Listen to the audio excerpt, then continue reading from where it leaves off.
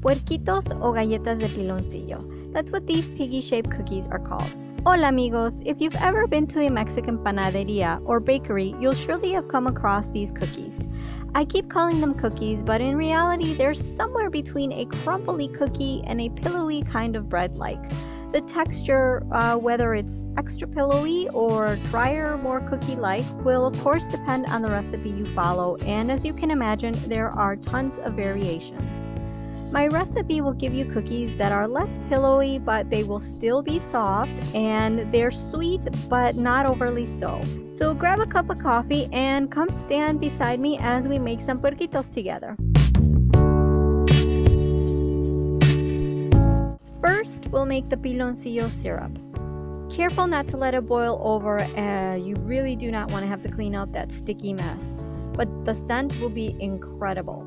Some people like to use anise seed, but I prefer the taste of star anise.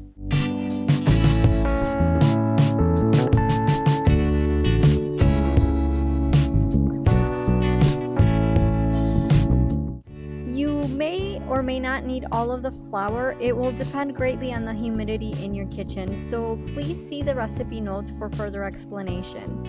I also like to mix in whole wheat flour to give the cookies a darker tone, but feel free to only use all-purpose white flour if you'd like.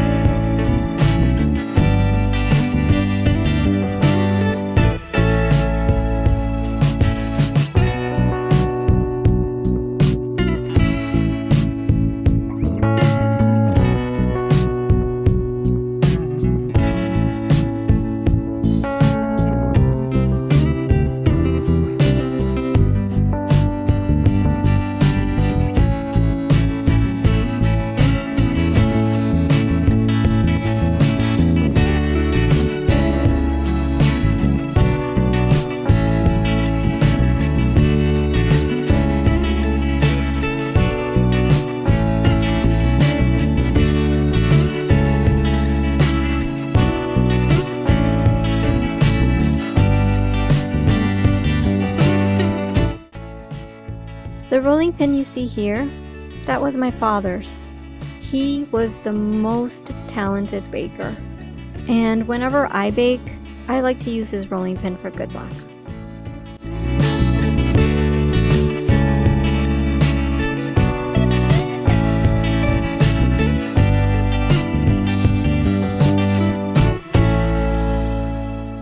I bought my cookie cutters in Mexico, but you can buy them online in several different places.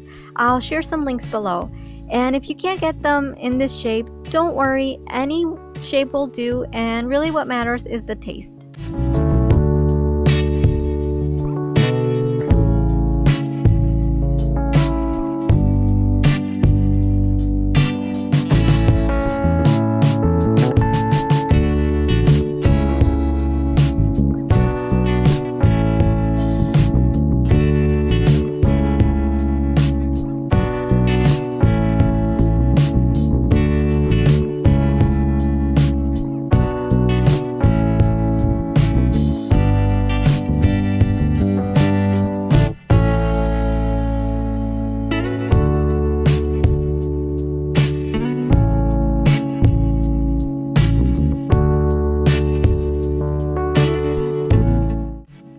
the last step before baking is the egg wash, but if you're vegan, you can omit it or use a replacer. You'll know the cookies are just perfect because they'll feel a little bit soft, and it's really best to enjoy them while they're still warm. They become harder and a bit drier, so store them in an airtight container and eat them within a couple of days.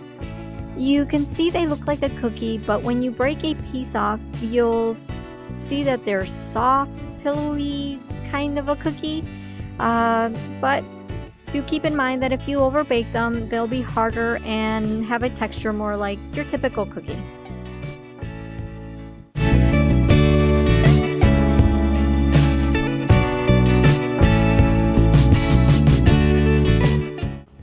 My favorite way of enjoying my Puerquito cookies are with a cup of unsweetened coffee with plain almond milk. The strong coffee flavors will pair perfectly with the sweet, cinnamony, molasses flavors of these cookies. And like I mentioned before, they are not overly sweet, so your taste buds and nose will really get to pick up on all those delicious aromatic flavors. And if you like to dunk your cookies, these are the perfect dunking cookie. Thanks for stopping by, amigos. If you enjoyed the recipe, do give us a thumbs up, and if you haven't already, make sure to subscribe and click the bell to get notifications whenever I upload a new recipe. Happy cooking and adios!